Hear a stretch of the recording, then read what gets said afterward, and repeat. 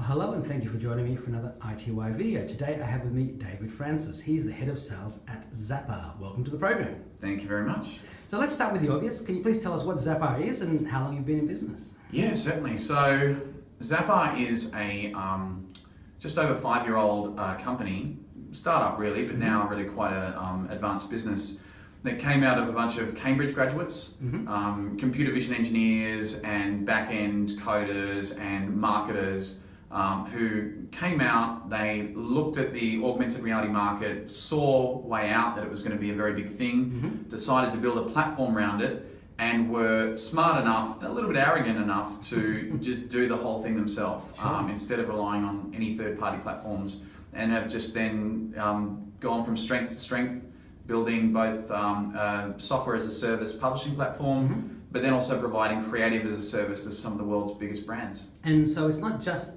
augmented reality, but it's virtual reality as well. Yep, it is, as of quite recently, and really that's off the back of mobile virtual reality. So at the moment, using Google Cardboard, which is a very snackable version of virtual reality. Sure, and been around for a couple of years, so it's got quite a bit of content out there. Yeah, and if you look at New York Times, who have given away 1.3 million Google Cardboard headsets, and it's one of their fastest growing advertising platforms with 360 video, it's kind of an easy, cheap way to get VR in the hands of consumers. Sure. But you know, for me, although I'm excited about both VR and AR, to me AR is the more exciting of the two because it is enhancing reality rather than replacing it. And I mean, I guess we'll eventually have systems that, you know, it can be AR or VR at will. You'll be able to just flicker opaque mode on and only see what you want to see, and the rest of the time have a transparent mode. And there'll be simple glasses or contact lenses without being the sort of larger weird headsets we have today. But tell us more about your AR and VR creation tool called ZapWorks and the successes you and your customers have had with it. Yeah, so it's been a very strong principle inside Zappar that whatever we do, and you know, we do a lot of campaigns for global brands, big entertainment brands like DreamWorks and Embassy Universal and you name it, and Asda and big sort of supermarket chains. But everything we do, we've always been very strict about building it in our own web publishing tools. Yeah, you get more control over things that way. Yeah. For yourself and for the customer. It's not fair as a software as a service platform if we work outside of that in the campaigns that we do. Sure. Now we make that platform, as of the sort of official launch of ZapWorks, which was in June, we make that platform available to anyone, and it's all of 2-3 minute onboarding process through our website at zappar.com, and you can get a 30-day trial and start playing with augmented and virtual reality, irrespective of what level of expertise you have. So it could be kids, teenagers that are doing it. Oh, 100%. In fact, we have lots of educational institutions around the world where kids are able to start attaching their own content as drag and drop. But of course, with the massive push globally around kids learning to code, even just starting out with JavaScript or Python or whatever, even at the age of like 10 years old, as they start to do AR, drag and drop, and start to really love it, they can then actually scale into our platform using our studio and start to do enormously complex things, which we're really excited about. We reckon, you know, some of the most amazing stuff we'll see in the next 6 months out of our newly sort of released platform will probably be from 10 and 11-year-old kids who just have an appetite and an aptitude for this stuff. And so where are people watching this AR? They're doing it on their smartphones and using the camera of the smartphone to see the real world? I mean, a bit like Pokemon Go, where things are laid upon the real world. Yeah, it's funny. People, for many years as I've been evangelizing AR, said, really? Are people really going to have the behavior of holding up their phone and seeing digital things overlaid? I don't think consumers will do that. Last 2.5 weeks, completely blown out of the water. It's a... Pokemon Go is causing so much strife that the people in roads in Sydney, New South Wales, a suburb of Sydney, I was just reading today that there's 3 Pokestops and people are converging and causing traffic chaos. Yep. Yes. In fact, I even saw a picture today from the Victorian Police on one of those those electronic signs you see on the road that says "Don't drive in Pokemon." Yeah, I know. It's just phenomenal. And a great validation of everything you've been working towards. It's more than we could have really expected. We always knew that users craved a new interface because digital is what like digital as we know it and the rise of digital agencies and creative agencies is maybe now 12, 13 years old, and there's been some great platforms and, but the way that our digital, I mean, ultimately we are a slave to Bill Gates in the 80s going, all right, I'm going to take pieces of paper and pop them on a screen. And even though the World Wide Web, coming in the sort of, into mainstream in the early 90s was capable of so much more, we just got stuck in this pieces of paper on a screen interface. And our kids who are born today are actually going to grow up and say to us when they're sort of 15 years old, they're going to say, how did you even work? How did you work with a screen like that? Yeah. How did you move between things? I mean, what if you wanted 16 screens that you just couldn't move in the air around you? And how did you look at 3D objects? I mean, because you couldn't actually physically move around them. So what would you used your finger to turn them, or a mousey? What? They're not going to understand, and they're going to wonder how we were actually productive at all. It's like those kids who look at game cartridges or Walkmans, those YouTube videos and laugh and can't believe we had to turn sides for a tape. Oh yeah, or the amount of Zen-like patience I had sitting there waiting for all my discs to load, floppy disk to load in the A drive before I could start my game, or just load one web page, and watch it boom, boom, boom, like lines down the screen. Now, in terms of even scanning behavior with augmented reality, our scanning actually takes something like a quarter of a second to scan, and which is perfect, I believe. Platforms I've worked on in the past can take seconds and seconds and seconds, and as an augmented reality professional, I can keep my cool when I'm scanning, but if you aren't, and it's a new behavior for some people out there, those 5 seconds can seem like 5 years if they're showing someone else. So it's amazing how far we've come in terms of expectations of just that technology should just work. And I guess, what I really love about the Zappar platform, having been in this industry actually for half a decade and worked with a number of now leading startups, is what I saw Zappar come of age about 1.5 years ago. And I love that the technology is now so robust, that people won't feel stupid because it breaks on them. So just to quickly explain, Zap works on PCs and Macs or tablets? Yeah, and people are looking at this augmented reality on the screens of which devices specifically? So essentially, ZapWorks allows you to publish to mobile at the moment. We have iOS and Android? iOS and Android. Yep. We have a Zappar app that if you go inside and start working in the tools today, which you can do literally a minute from now. On PC and Mac, or just PC? On PC and Mac. Yeah. It's fully web-based. So it's just through a browser? Yeah, it's just through a browser. It's not a piece of software that you don't need to download anything. In terms of our studio tools, which are for people who can do a bit of TypeScript and want to directly tap into all the sensors on mobile devices, the studio is something that you download because it's got a lot of grunt to it. Sure. But then you can just publish straight to our Zappar app. Yeah, well, let me just zoom in on that. Yeah, and when you publish straight to our Zappar app, we can actually then allow, at the moment we have the capacity to allow 4 billion different experiences to exist in there at the same time. We actually use a thing called a zap code. Yep. And all that zap code does is ensures that image recognition, which just happened just then, happens extremely fast. And what happens after it pulls in the content from that code is it then uses the entire surface to track. So I've got a tennis player there, I don't know if you can see him, but I can pull away and then he just gets overlaid on the world, and I can actually play an interactive tennis game with him. So it's just on my business card. There you go. And I've cracked the screen because I missed. I was occupied. You're too busy. But yeah, it's the Zappar app is also, because it's doesn't rely on third-party platforms as most augmented reality platforms do. They rely upon Unity, is generally the default.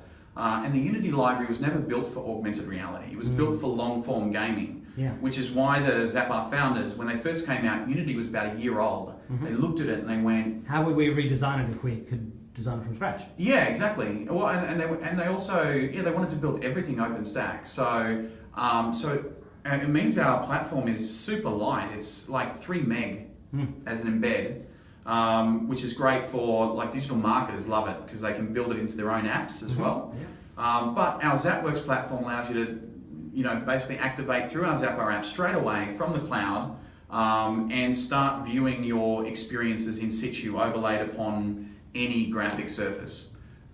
Which means that we can start tapping into creative minds, not just technologists and coders who are amazing at what they do, but they don't necessarily have that other part of the brain. Which is the general consumer.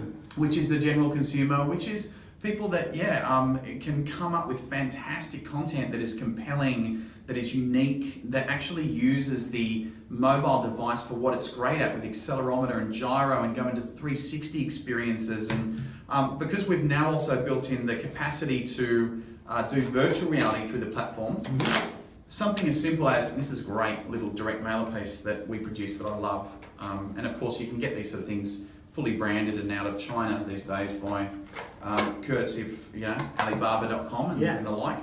But you can see in just like a few moments, wow, look at that. I've literally gone and assembled myself a virtual reality headset. I'm away. And is that also compatible with Google Cardboard, or is it? This is Google. Yeah, so you can actually use this as a Google Cardboard device. So scan there for the calibration, like you do with all the Google Cardboards. Yep. But specifically through our platform, we can, initially. Let me just zoom in on that. Yeah. Yep. Scan the code. So now it's going to bring up like an interim, which is obviously augmented experience. It goes through to some instructions about how to activate this. So I'm just going to skip for a sec, and then it's saying, you see now it goes into stereoscopic, and I'm now, actually I'm not going to put it in the headset just yet, because now I can point back at this card, and as I move this around, there's a little, I'm going to tap my screen actually, if that's right. Please do. Maybe just, there we go. And I'll bring it back for you. Very hard thing to show, of course, because virtual reality is a very personal experience. Yeah. And I've got my little robot guy running around. Yep. And then he's actually going to release a whole bunch of experiences that these boxes float up in the air in front of me, and then I can aim on them, and inside the virtual reality headset, inside the Google Cardboard, I can just reach through and click, and I can then go into all these awesome experiences we built in conjunction with Warner Brothers for the licensing expo in Las Vegas recently. So we've got a fantastic relationship with them. So now I'm going to click, I've got Scooby-Doo, I've got Looney Tunes, I've got Tom and Jerry. I'm going to reach through and tap Tom and Jerry. Sure. And have you got a button on the side like Google Cardboard, some sort of button there? No, I don't, because we want to be able to flat pack it. Yep. So we just you put your finger through and touch anywhere on the screen, and it works great. And now it's just loading my content from the cloud. And then essentially I go inside a Tom and Jerry game where it asks me to look up. Yep. So I'm using the kinetic experience. I look up, a steamroller falls in front of me with Tom in front of it and Jerry at the wheel. And then I look to my left to play, and then it gives me instructions and it says, do you understand? And I nod my head in order to start the game. And then by moving my head from side to side, I can help Jerry collect coins and avoid all the rakes and everything on the road. It sounds like we could have a Wile E. Coyote and Roadrunner game there too.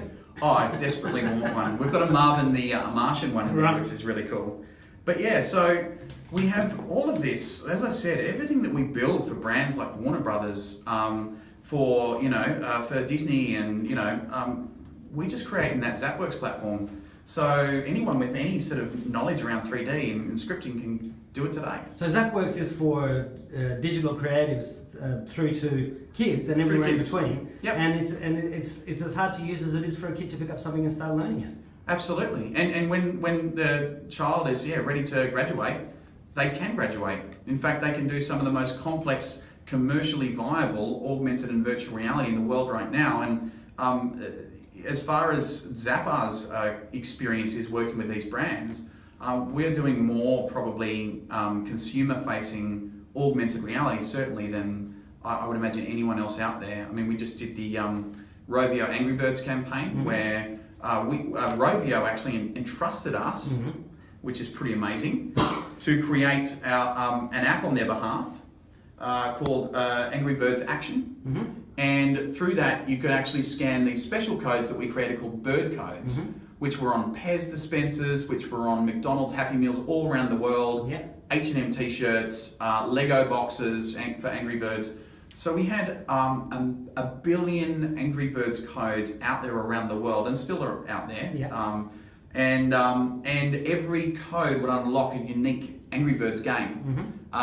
Some of which were kind of virtual and augmented reality, and others were photo taking. But ultimately, it's driving kids or even adults who love Angry Birds to go and find these brands and unlock. So there's a video that you produced, which I'll embed into the story that this is on. But it was sort of a game where you could launch Angry Birds at the pigs in real life, and the kids were doing it to each other. And absolutely, the video explains it in more detail, so I'll let it tell the story. But so it's also with the social sharing function and everything in it. I mean, we're very mindful. We're COPPA compliant, which is means that we age gate for 13 and under not to be able to social share. But that's just a product of working with so many big brands. They require that sort of compliance, and this is a new space. So we're here to kind of help curate and guide brands into working out what works and what doesn't work, because we've kind of, years ago tried and failed and then went, oh, well, that worked. So that's what we'll do. So what generation of VR and AR are we up to? I remember back in 92, I think it was 92, when I was like 21, and there was this virtuality or virtuosity platform. You got into this round platform, and you put on the headset, and you saw this wireframe graphics which were being generated by an Amiga 3000 at the time, and you had a gun and you had to shoot these pterodactyls, and that would have been like, I don't know, VR 0.5 or something. So what generation are we up to today? Well, ultimately... Is it still 1.0 after all that? I would actually say that it is, I would say it's probably 2.0, I would say, because really what happened with the arrival of the iPhone 4 is that the amount of computing power inside our smart devices became powerful enough to drive augmented reality quite robustly and effectively. And that was about 5 years ago when you started? Yeah, that was about that time. And off the back of that, of course, Palmer Luckey with Oculus Rift just basically put a mobile phone in a head-mounted display at first, and went, wait up, this can actually do what everyone was trying to do in the early 90s, but it was super expensive and hard to build, and now we have these tiny screens with high fidelity, and so virtual reality can actually happen. So it's just been through the rise of mobile that all this has been possible, and now it's just accelerating. I mean, every single mobile device that comes out almost doubles in power.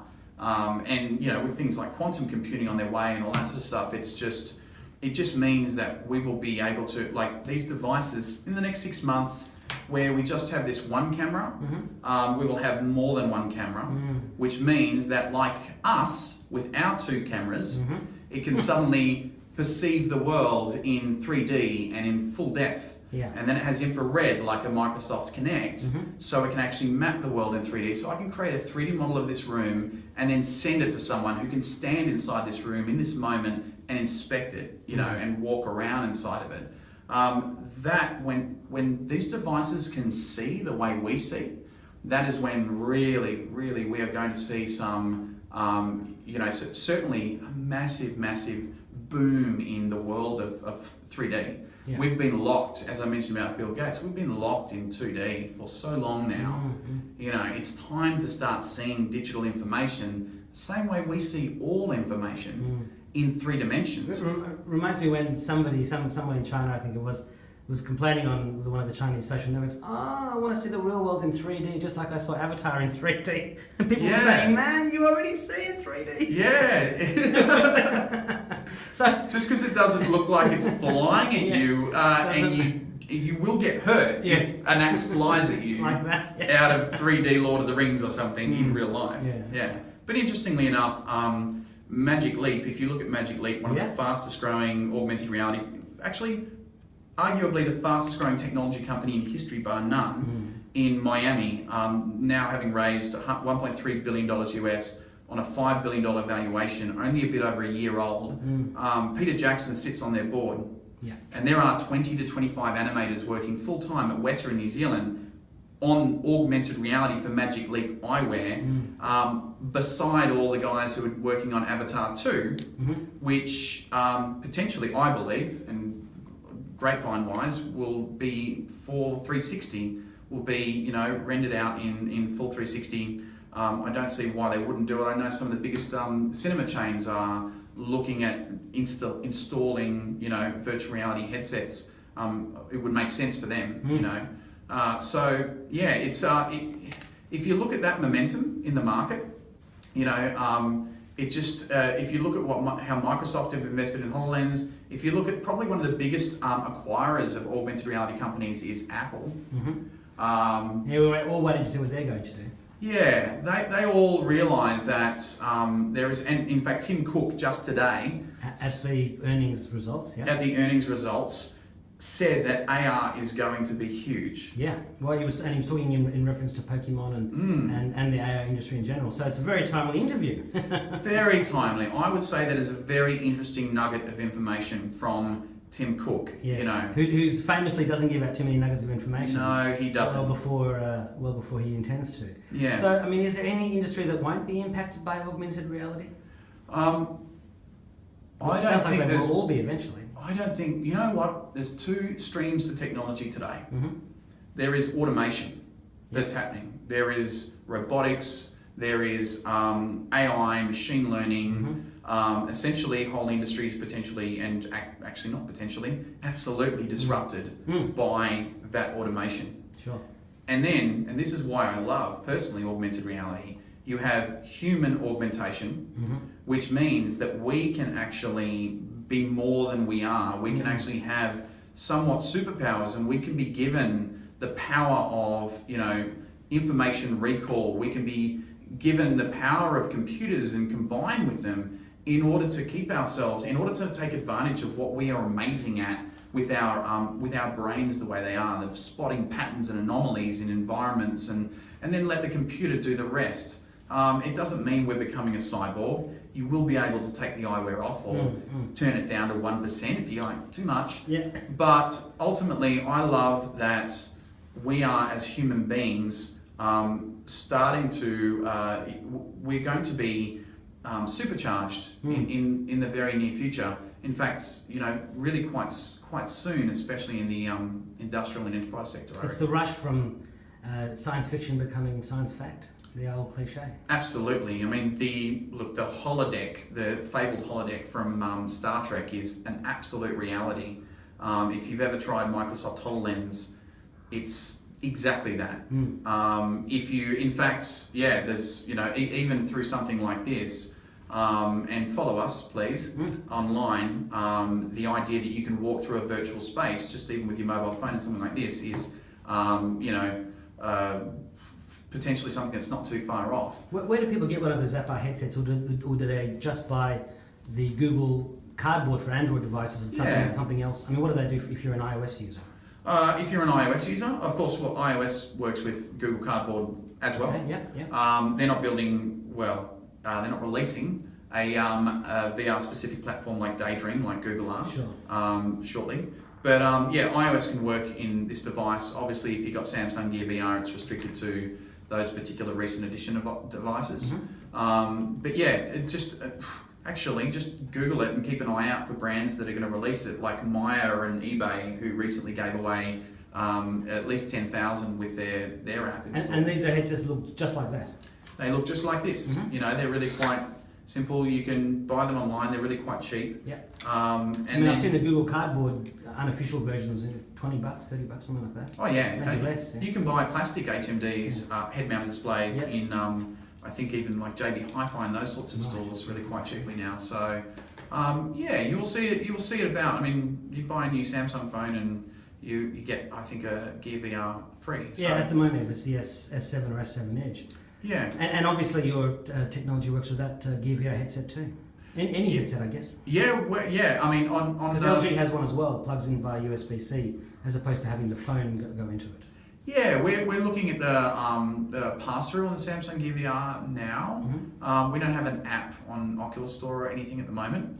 But really, the other thing for us though is, for us, Samsung Gear VR is still a is niche to Samsung users, and our whole saying is we want to democratize AR. And if everyone can't activate it through whatever device they have, then that's not really a process of democratization. We want people to start experiencing this now, because when they see it, and they understand it, as people are starting to do, even just through geolocational AR, which is Pokemon Go, once they understand it, they can go, oh, I get it. So now, what if we did? What if I did? And then we can engage those creative minds, and then jump on our tools, and and start to do stuff that we would never dream of. And with that Rovio Angry Birds game, for example, that requires no headsets at all. It's all done on the phone, just like with Pokemon Go. Exactly. It's what you're seeing on the phone blended with real life from the camera. Yeah, and it's interesting because it essentially brings these virtual experiences into your world.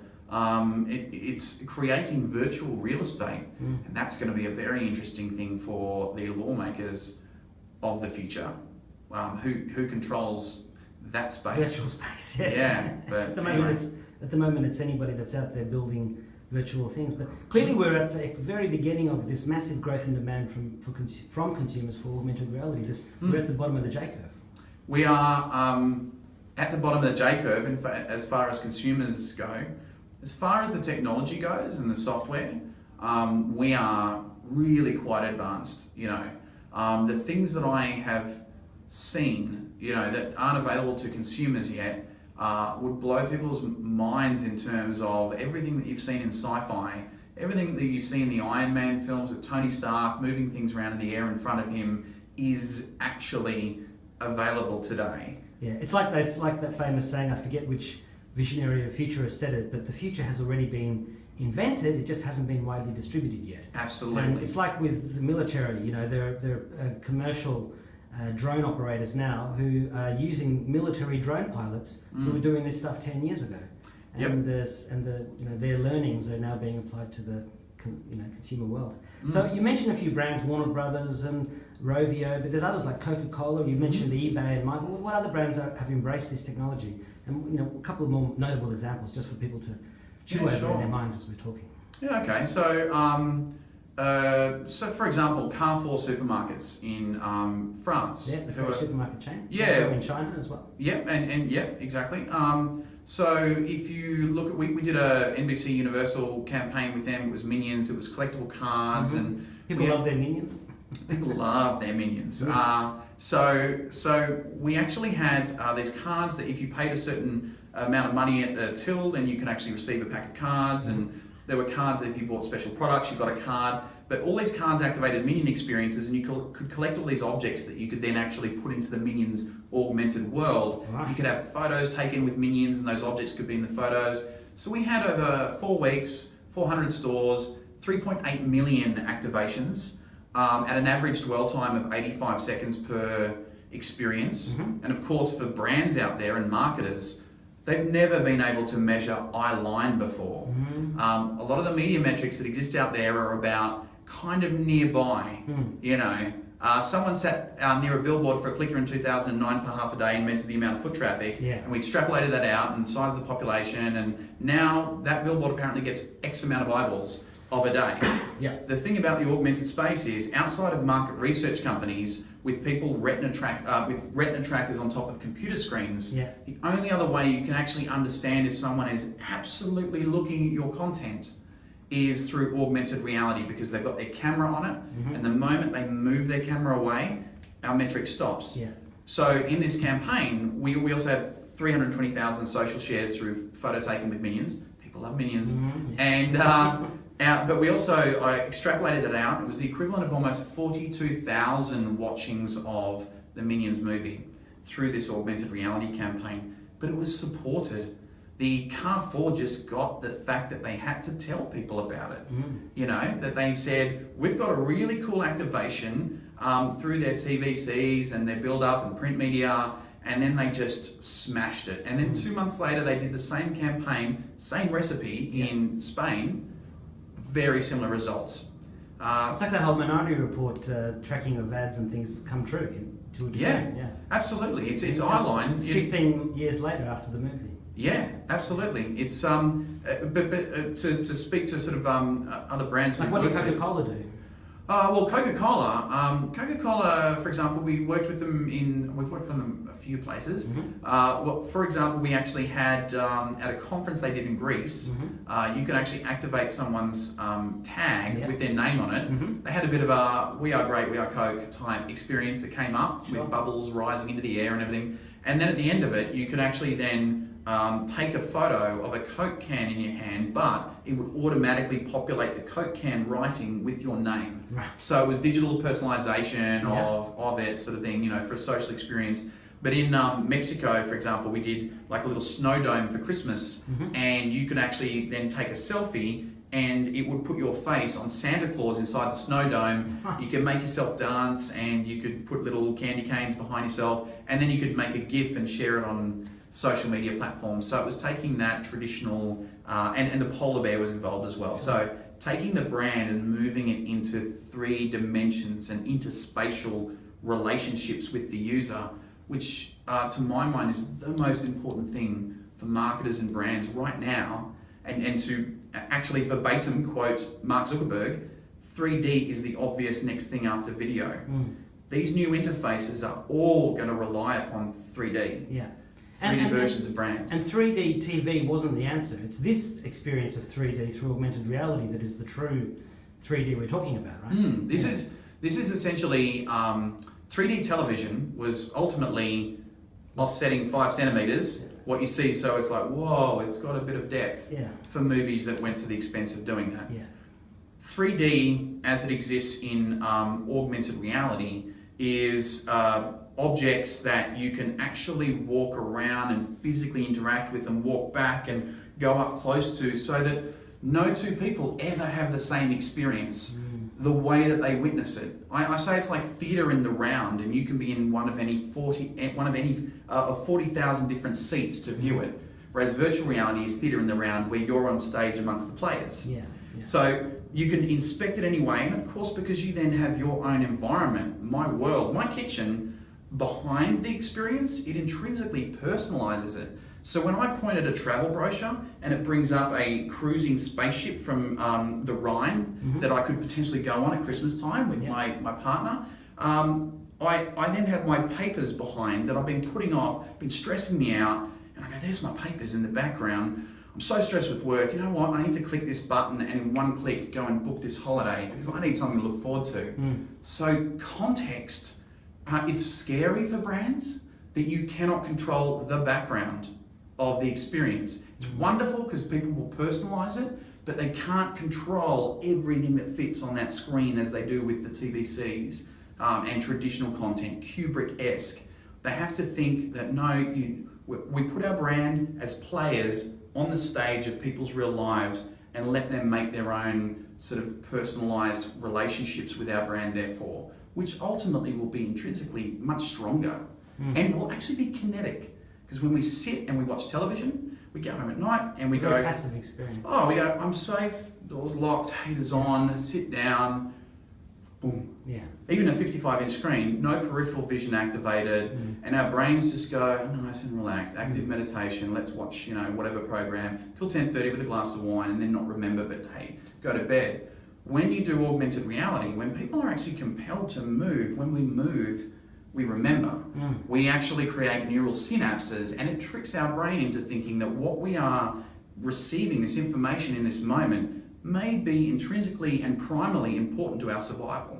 Because we're moving. Well, so it's like when they say when you want to learn something, you've got music going, like classical music, and I mean, show me something and I might remember it.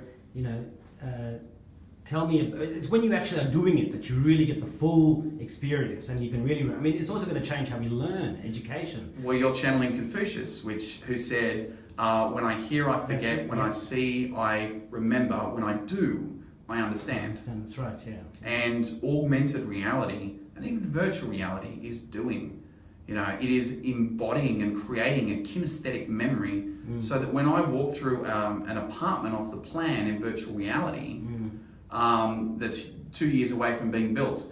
Day one, when I open the door, having settled on it after it's been finished, I know where the bathroom is, I know where the bedroom is, I already have a physical relationship to it. If anyone's ever looked at Street View over the years, familiarise themselves with an environment, and then when they get there, they get that sense of deja vu. Well, what you're talking about is that, except like on bucket loads of legal steroids. Yeah, exactly. Yeah, absolutely. Because we all had that feeling. I have. I looked at something on Street View, to remember it. When I get there, it's like, yeah, I've been here. I recognise it, even though that's the first time I've ever been there before. So we also have a. It's no glitch in the Matrix, that's for sure. Yeah, it's not a glitch in the Matrix. There's no black cat walking through. That's it. But it's also when we touch things. The moment we touch something, we actually emotionally endow it. We feel an emotional connection to it. There's a great study. Part of the title is The Mere Psychology of Touch, that says that when we touch something like a retail product, we are 80% more likely to buy it, which is why you will find supermarkets slapped on the wrist, in fact probably fined if they put a product in your hand.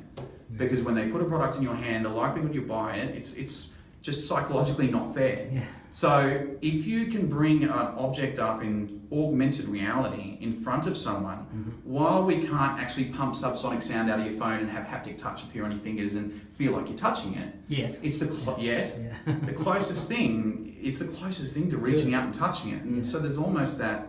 Not only that personalisation of your real world, it's almost like and that emotional endowment. And guess what? When you move your camera away, this thing that was there, this amazing object that only costs $69.99 at the Good Guys, whatever, is gone. Yeah. The only way you can replace it, just get online and So look, you mentioned eBay and Maya, and they must have already had some of these experiences. And Alibaba. Yeah, and Alibaba. So, when are we going to see more mainstream augmented reality in Australia? I think clearly there's a lot of it's happening around the world with all these brands. I mean, when's Carrefour's competitor going to do it here in Australia with the Minions, for example? I would say very soon. Yeah, anyway. We're going to see more, obviously. You will see a lot more. You will see a lot more. It's finally been vindicated. A lot of marketers have sat there and said, I so badly want to do this, but I need proof that consumers want to hold up their phones and see digital stuff. And now they have PokeProof. And now they have PokeProof, exactly. In fact, they've, probably retailers are going to pay through the nose to have Pokemon gyms and Pokestops inside their stores, and they're already I've got friends running businesses who say there's people coming out the front of my shop and they're holding their phones around and they're loving it. I was speaking to someone the other day that said their grandmother, who usually sits at home really quite lonely, has suddenly become friends with so many people because she's got a Pokestop at the top of her driveway and she knows all about Pokemon Go and she's met everyone in the neighbourhood and it's changed people's lives. Extraordinary. And I remember speaking to the COO of a major gaming company about 2.5 years ago, where he sat there and said to me, "It is our single biggest issue is that we put kids on couches and they don't move. Or we put them on iPads and they don't move." But now this has all changed. Now they're up and they're out and they're expending energy, and we can probably track their calories as they walk around. You were mentioning before about Coca-Cola in Greece at their conference, and they had these tags. And I've spoken to companies who do gamification apps, which get people up and talking to other people and winning points and things. But that's not really using any kind of augmented reality. Clearly, with this advent of augmented reality, you guys can take this gamification process for businesses to the next level, like we're seeing with Pokemons and Pokestops and all the rest. And so, what have you, in a nutshell, been doing in this gamification space more than what you've sort of already alluded to? So I'm excited about that. Yeah, I think there is a lot of a lack of understanding around the power of gamification for any brand. There is a very big difference between gimmick and gamification. Gamification and gamification. Exactly, gimmicky, but people used to say to me, "Is augmented reality a gimmick?" And they used to say, "Oh, is it a phase?" And anyway, but gamification is something that it can intrinsic. It's very, very addictive. Well, it's something that gets people to do something that they didn't necessarily want to do and want to do it, like getting up off the couch and getting exercise. People are saying, people were talking about in the first week of Pokemon, they've walked 5 kilometers and they're sedentary people. Absolutely, and if you look at, I'll give you a great case study actually. You might see on screen here. Let me just zoom in and adjust the brightness because it's very bright. So this was a campaign that we did with Engen over in South Africa. It's kind of like the Caltex of South Africa. Yeah, it says Play Pocket Racer there. Yep, Play Pocket Racer. So the idea was if they went into an Engen service station and they spent a certain amount of rand in South Africa. Yeah. Then it would actually then print our zap code on the shopper docket. Yeah. And when they scan the zap code, you see it just scan. Just 1 second, I'll just zoom in on that. Yeah, okay, so do it again. Yeah, it's scanning there. Yeah, so I'm just going to refresh, and you'll see, I mean, this is a great example, I think, of just how incredibly robust our technology is. So you'll see as soon as it catches sight, yeah, it makes the sound. Yep, here comes the content. And there is a game. There's a Hyundai key of some sort. Oh yeah, got my little key. Yeah. And the key's starting up out of the shopper docket. Now I've got my little rocket racer game. And I can play to win. Sony PlayStation, and so now I'm racing along. Oh, here we go. Yeah. So I can move it around. So very easy to play. Very easy to play. Well, collect some coins. Event. Oh. So that activation, it's gamification. That took less than a minute. Yeah. Oh yeah. 30 seconds. It increased the revenue of Engine over 3 months by 11%. That's huge. Yeah, especially when most direct marketing campaigns give you 1%. Imagine Caltex Australia having an 11% increase in revenue. Is that a hint of who might be doing it, or just an example? No, I'm just throwing down. I am. Yeah. And imagine that sort of increase in revenue. It's because people went into the store, and much like they try to get you to buy a little candy bar at the counter, they did the upsell. They said, if you only spend like X amount of rand more, you can actually then unlock this game, and so people spent more. Yeah, and they said, and then they saw their friends playing the game. How did you do that? Well, yeah. So that is really where something you might go, a little game, is that a bit gimmicky? Sure, but it's gimmicky to the tune of an 11% increase in revenue. Just as Pokemon Go is gimmicky to the tune of a 32% increase in the market value of Nintendo, which has since dropped, only because people realise they're only a third owner. Yeah, and also because they had nothing to do with the actual game. It was the Niantic, which was a former Google company. The Google still owned shares in, but I'm sure that their value is still higher than what it was before. Oh yeah, if they went up 32%, then we're talking like 14-15% increase in the company's entire value. And guess what? They didn't have a lot to do with it. Yeah, it's all cream for them. Yeah, it is all cream for them. So it just goes to show that this can drive, it can drive the bottom line. It can drive the bottom dollar. And we're just at the beginning of it. We are just at the beginning. This is nothing. I mean, we in the augmented reality industry, we look at Pokemon Go, which was geolocation AR that we were all playing with in 2009. Or the Ingress game from a couple of years ago. Yeah, where we were, we couldn't actually, we struggled to do the whole augmented reality off printed surfaces thing. So we were like, let's just do it, and where the augmented reality has a relationship to the North Pole, North, South, East, West, and then when we knew Pokemon Go was coming out, we were like, it's only geolocational augmented reality. That's nothing compared to what we can do now. But it was the necessary first step to really enlighten the potential in consumers' minds. Oh, and consumers didn't know. They don't know how amazing augmented reality can be when it's executed properly. Yeah, when they see the next version, they're going to be blown away even more than they are now. Yeah, and most especially they don't know because a lot of brands in Australia, not all, but a lot of brands in Australia have tried AR, have done exactly that. They've tried it, and they put a little thing at the bottom of the page and they said, this is maybe augmented reality activate, and they haven't actually backed it, pushed it, and done that educative piece and believed in it, and given it its opportunity to fly, which is what Pokemon Go has done. They backed it, they seeded it, they got it in the hands of those who were Pokemon fans and so keen, and then word just spread, So what are some of the risks around investing in AR and VR technology?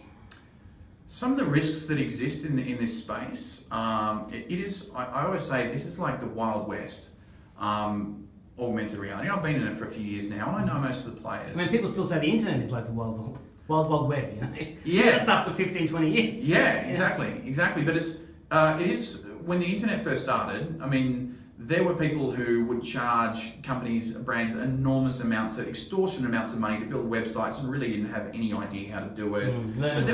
But there were people who really knew what they were doing and did fantastic jobs and, really set the precedent for, the World Wide Web to grow. It's the same in the augmented reality world right now. It is the Wild West, and you could either strike gold or find a massive tract of land to claim, or you could get shot in the street. The thing about this space is that there is a lot of companies who are starting up who are relying upon third-party platforms. And the thing I love about Zappar is everything is built proprietary.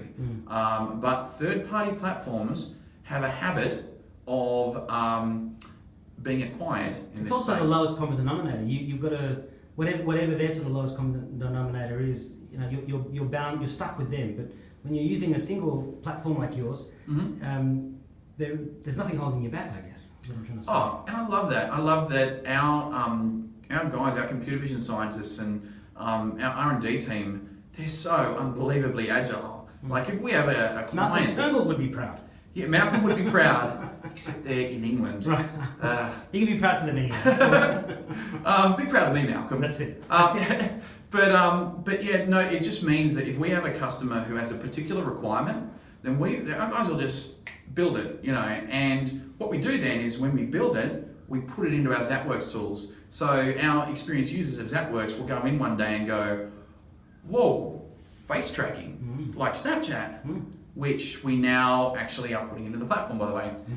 We did a campaign with Panini over in France for the Euro Cup where you could have the flags, or you choose your country flag colours and it'd be all over your face, and hairstyles of players and everything. So where you've got Snapchat, who acquired a $150 million Ukrainian augmented reality company, now charge well into the six figures for just one augmented reality face filter, or over $1 million for Taco Bell recently over in the US. That is now for our small licensing fee, coming into our platform, and yeah, for us, it's just about scaling this stuff, And so, given that scaling in the platform and the analytics, how are AR and VR related to big data and the Internet of Things?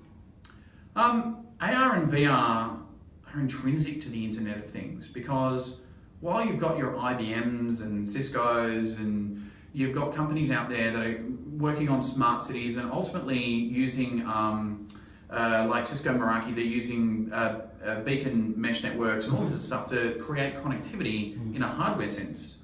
Arduinos and Raspberry Pis, on old analog pieces of equipment to deliver data.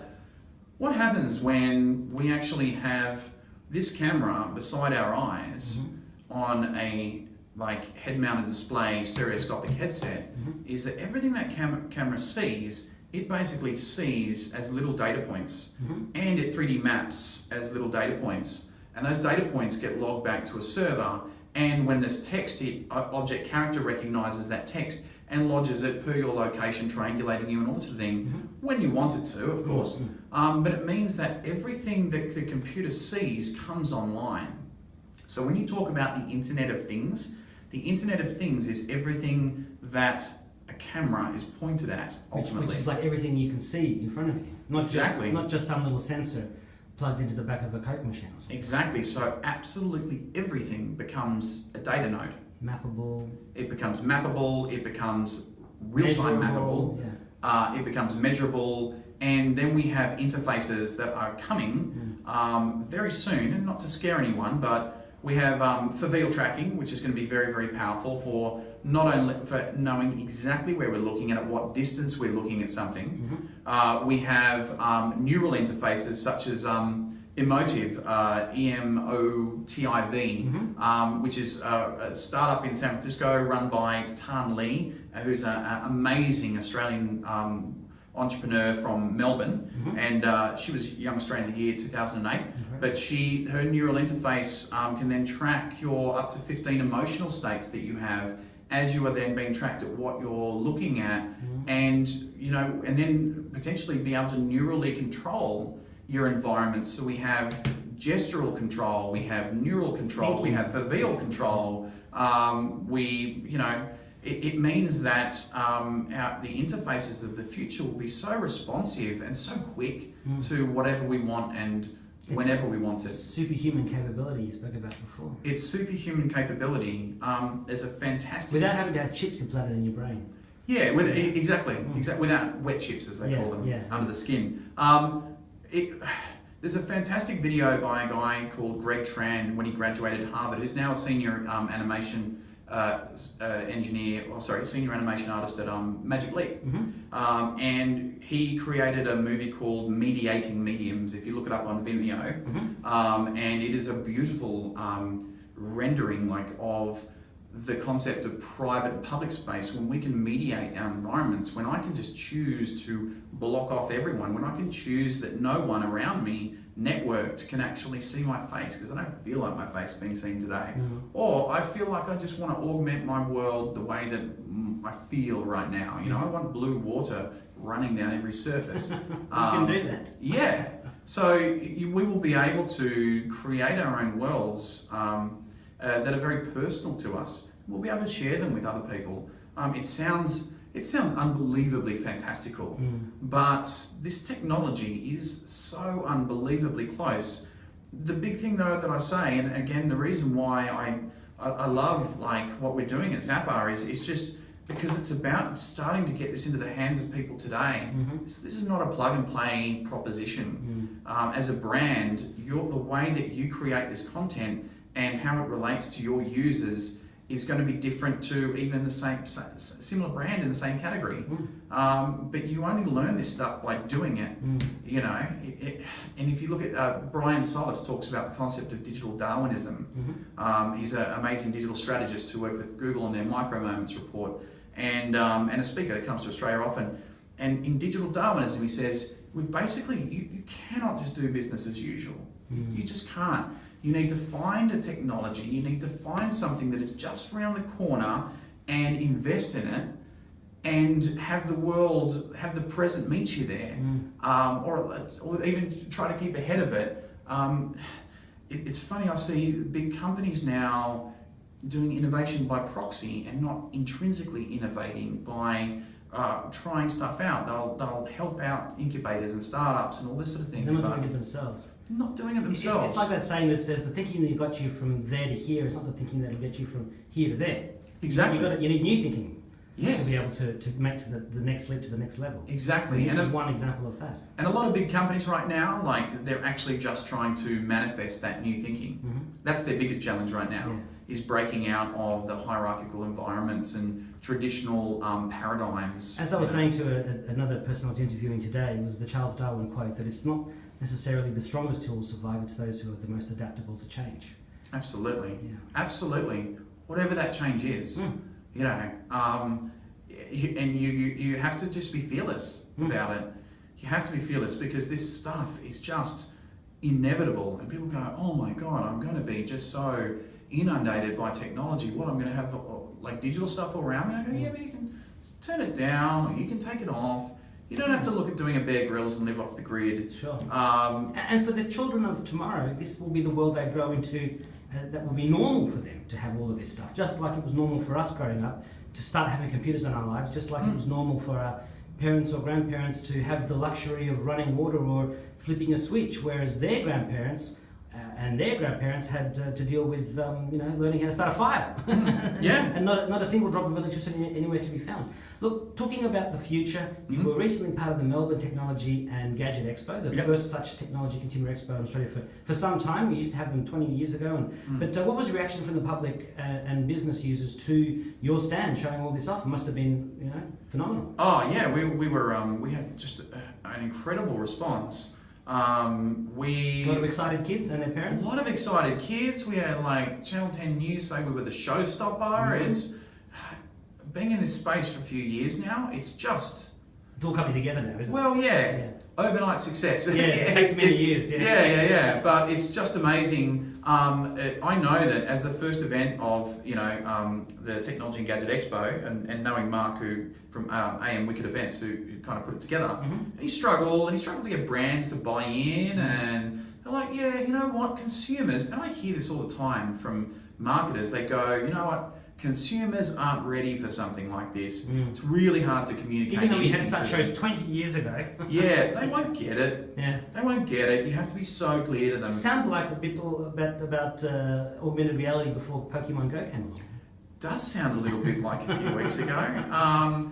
But we had, 25,000 people turn up in 2 days. And you were telling me there was huge queues to get in. Like average 30 to 45 minutes. It's just the same thing that happened to Pokemon Go with their servers. Like we just weren't expecting just that sort of response. But people just crave something new. They crave a new conversation. They crave a new interface. They want to have something that's breakout. Like digital is no longer interesting. I mean, there's only so many reruns on cable you can put up with. Exactly. You know? Exactly. Yeah. There's only so many responsive websites. Yeah. Which isn't that nice that the text doesn't go off the screen when I go from PC to mobile. Yeah. Consumers don't care. They're just like, give me a new conversation. And in fact, if you look at Generation X, they're like, give me a new conversation that is different to those oldies. Like, I don't want to be communicated with the same way they are. Like, they grew up with TV, they grew up with websites, they grew up with all this. Give me my own language, that I can work in. And this is a new language, this is a major new interface. When I first went to the Augmented World Expo in 2012, I met a guy, Dave Lorenzini, who was one of the directors of Keyhole.com, which got bought by Google and became Google Earth back in the day. And we're talking only 4 years ago. Oh, we're talking. Incredible how fast. Yeah, it was in the early to mid noughties, I think, and it was just after the .com. Okay, I thought you said 2012. Oh, I met him in 2012. Oh, okay. Yeah. But he started Keyhole. Yes, much earlier. Yes, yeah. And, sorry. Yeah, and he kind of said to me, I remember he just went, "What are you doing here?" And I'm like, "Well, I'm here because I feel like this is going to be massive, and I don't want to miss out. I don't care if I'm too early. I don't want to miss out." And he basically just said, "Do you realise that the 350 people in that room, where there was only like 5 stands at the time, are the exact same people that were here in the early 90s when the internet itself started? Dave Griesenhaber in the other room built the 40th ever website. These guys and girls are back. They're back because this is all happening all over again. New frontier. And it's bigger. It's so much bigger than what we saw with the beginning of the World Wide Web." And I went there just in June this year to the Augmented World Expo, and we had over 4,000 visitors, and they're expecting over 10,000 next year. We're going to need to move to a new venue. Yeah. But it's just amazing. And then I had another guy who was there back when Steve Jobs was showing his, computers back in the day at some of those first sort of events. It's in the same Santa Clara Convention Center. Yeah. And he was like, "I was here when Steve was here and Bill was here," and he said, "This is just exactly the same." It's just a wave of inevitability. Yeah. So I always say to people, you can sit and wait, but we can be part of it. Well, you can be a part of it. It's really exciting to be part of it. And it's amazing that almost everything we do is somewhat new. It's like something no one's ever done before. Yeah, that's a little bit scary. But my God, it could just be an unbelievable payoff. No one has really ever taken a mainstream animation and animation brand and put it in geolocational augmented reality. There were no academic studies on that stuff. Pokemon did it. Yeah. And we've all seen the result. So look, as we come towards the end of the interview, and we've been going now for 58 minutes and 22 seconds, which is well. Look, I say to people after we've finished this, I said we've just done the equivalent of a TV show. And what we've spoken about is a heck of a lot more interesting than some rerun of Friends. I mean, unless you're a really big Friends fan. Look, we're talking about Monica and Chandler, Ross. Yeah. Bing, or whatever it is. Yeah. Well, I mean, they were the experience of the 90s, but this is the experience of the post-noughties. So look, the question I want to ask you is, what's the best piece of advice that you've ever received to help you get where you are today over the years of mentors and everyone you've worked with? The best piece of advice I reckon I ever received was never seek approval. Never seek approval, because when you get in front of people and you present something to them, in fact, this held me so strong in those early years of evangelizing augmented reality when people told me I was crazy.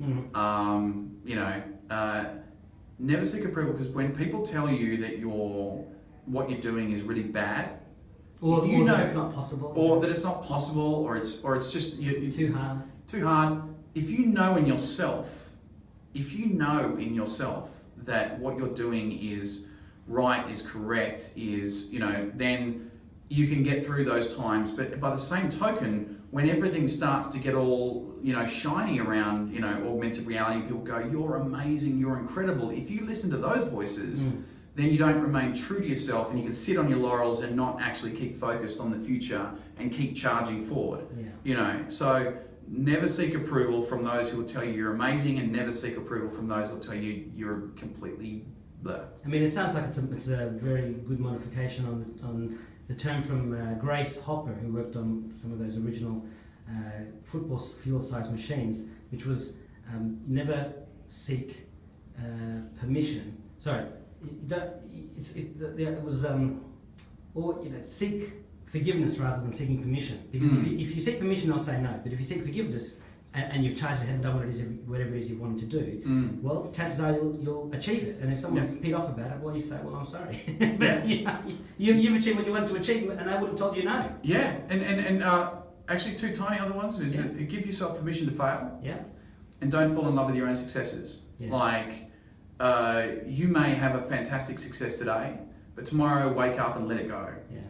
Yeah. Well, celebrate it today, and then tomorrow wake up and let it go, wipe the slate clean, and, be open to having another success or another failure, and just learn from it and move on. Yeah. Failure is a badge of honor in Silicon Valley. If you haven't failed, people won't give you a lot of time. Yeah, well, that's right, because you think you can't fail then you're the biggest failure coming towards you.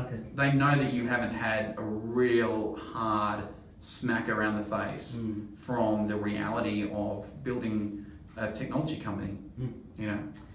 So what's your final message to ITY viewers and readers, and for Zappar's current and future customers? My final message would be that two things. One is start following, just go onto your Google, onto your Gmail, start and put a notification around augmented reality, and start getting notifications once a week or whatever about everything that's going on in this world, and just get across it, because it's happening very, very fast. I have mates who are in this industry, and they check out for a month and they come back and they're like, oh my God, I feel like I've missed everything. So check in on it, but also just start working with it. Jump onto ZapWorks. If you do it for 30 days for free, if you don't like it, don't subscribe. But get on there, start activating any surface, start bringing up your videos, start showing, start teaching your kids. It's one of the most important skill sets, I personally believe, with some eyes on the future, that kids are going to have to learn. It's not just about coding, it's not just about coding, it's about thinking in 3 dimensions. It's the same reason why 360 video is a platform, which is so hot right now. A lot of top 360 video producers I know, they employed film directors and video directors at first, and they don't anymore. Because they're all about, they're like, but how do I do a close-up, and how do I do a wide shot and a pan, and you can't. It's a 360 image. You've got to, you've got to make sure when you turn around you're not seeing the cameraman. I suppose you want to be able to have a seamless 360 experience, and that requires different thinking. Yeah, and look, it's fantastic for theatre directors. They're actually employing theatre directors, which is great, because theatre directors have been very hand-to-mouth for a while. But they're employing theatre directors because theatre directors understand interspatial dynamics, and they also understand how to direct players into understanding that, say, a 360 camera could be like a person in the scene, or it could be that the 360 camera is voyeur, and then the performer breaks the fourth wall and looks directly into it, and that is an empathic moment for the viewer. Is you can't look away, someone's looking directly at you. So I would say, look, ultimately, get out there and try it. Go to meetups, go to and try and find anyone with a virtual reality headset, and just start to understand and think about the impacts that it could have on every aspect of our society, on every industry. It's a really exciting space to be in because it's so human. Like, it is human augmentation. This is us. Like, this is our chance to become so much greater, and we'll let the bots go and work in our factories for us. But yeah, the possibilities around this, both on a utility basis and also on just a creative basis, are fantastic. Well, David, thank you very much for augmenting our reality, and I hope we can talk to you again in the future. Thank you very much. Thank you. Appreciate it.